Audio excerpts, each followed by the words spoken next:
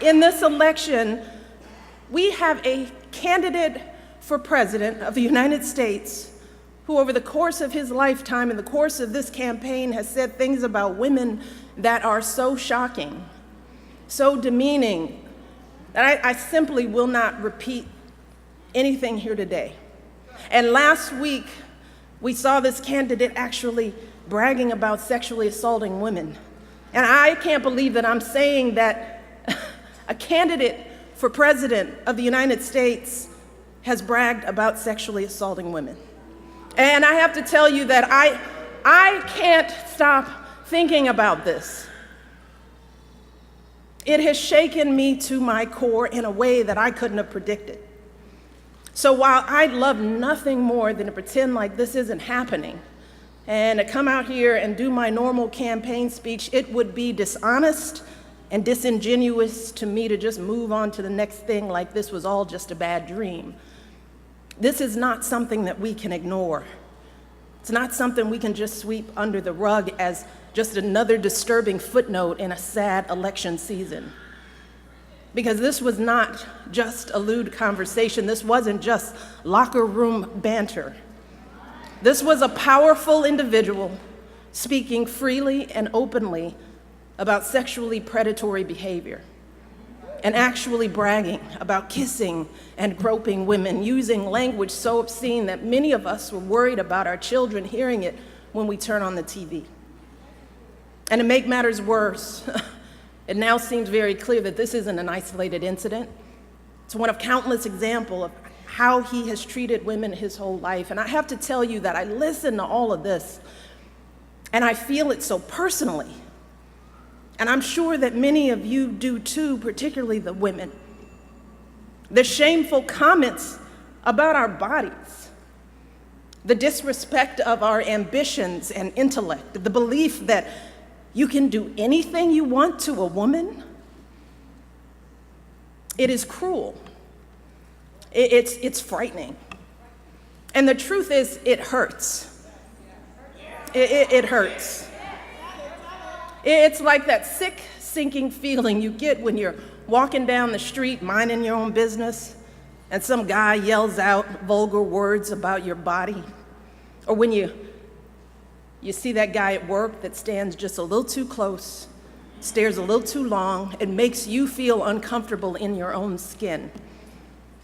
It's that feeling of terror and violation that too many women have felt when someone has grabbed them or forced himself on them and they've said no, but he didn't listen. Something that we know happens on college campuses and countless other places every single day. It reminds us of stories we've heard from our mothers and grandmothers about how back in their day, the boss could say and do whatever he pleased to the women in the office, and even though they worked so hard, jumped over every hurdle to prove themselves, it was never enough. We thought all of that was ancient history, didn't we? And so many have worked for so many years to end this kind of violence and abuse and disrespect, but here we are in 2016, and we're hearing these exact same things every day on the campaign trail. We are drowning in it. And all of us are doing what women have always done. We're trying to keep our heads above water, just trying to get through it, trying to pretend like this doesn't really bother us. Maybe because we think that admitting how much it hurts makes us as women look weak. Maybe we're afraid to be that vulnerable. Maybe we've grown accustomed to swallowing these emotions and staying quiet because we've seen that people often won't take our word over his. Or maybe we don't want to believe that there are still people out there who think so little of us as women. Too many are treating this as just another day's headline, as if our outrage is overblown or unwarranted, as if this is normal, just politics as usual. But New Hampshire, yeah, be clear, this is not normal. This is not politics as usual.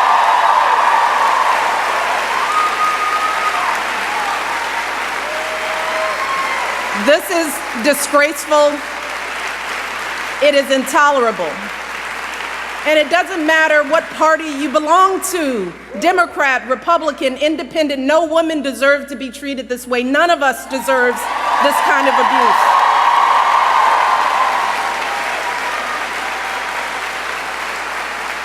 And I know it's a campaign, but this isn't about politics. It's about basic human decency. It's about right and wrong. And we simply cannot endure this or expose our children to this any longer, not for another minute, and let alone for 4 years. Now is the time for all of us to stand up and say, enough is enough. This has got to stop right now. Because consider this. If all of this is painful to us as grown women, what do you think this is doing to our children? What messages are our little girls hearing about who they should look like, how they should act? What lessons are they learning about their value as professionals, as human beings, about their dreams and aspirations? And how is this affecting men and boys in this country? Because I can tell you that the men in my life do not talk about women like this, and I know that my family is not unusual.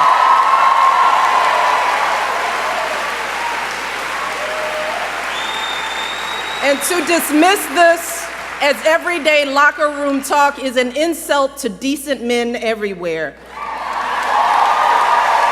The men that you and I know don't treat women this way. They are loving fathers who are sickened by the thought of their daughters being exposed to this kind of vicious language about women.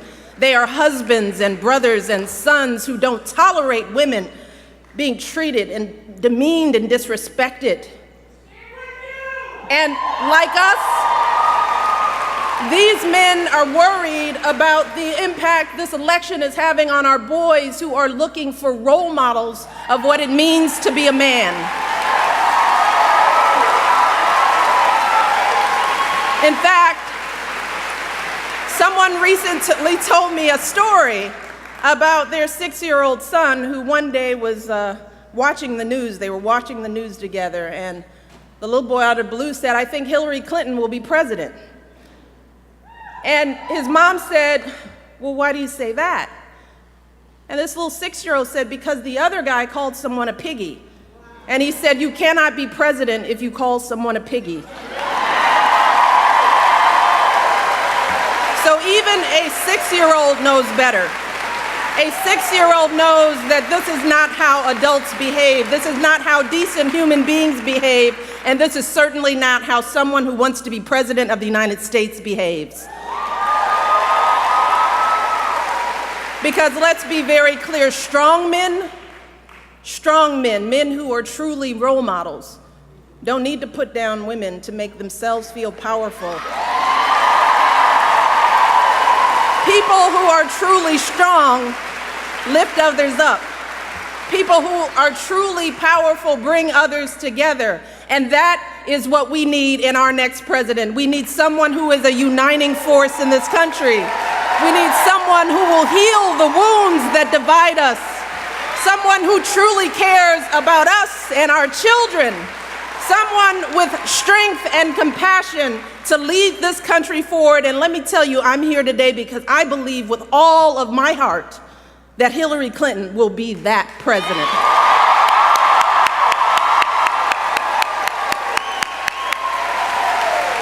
See, we know that Hillary's the right person for the job because we've seen her character and commitment, not just in this campaign, but over the course of her entire life. The fact is that Hillary embodies so many of the values that we try so hard to teach our young people. We tell our young people, work hard in school, get a good education. We encourage them to use that education to help others, which is exactly what Hillary did with her college and law degrees, advocating for kids with disabilities, fighting for children's health care as First Lady, affordable child care in the Senate. We teach our kids the value of being a team player, which is what Hillary exemplified when she lost the 2008 election and actually agreed to work for her opponent as our Secretary of State, earning sky-high approval ratings, serving her country once again.